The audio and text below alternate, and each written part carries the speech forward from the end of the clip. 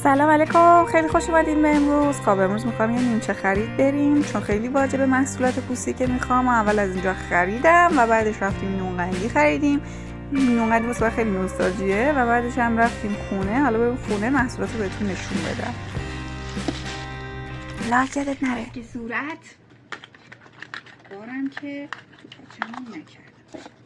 نظر میاد که اصلی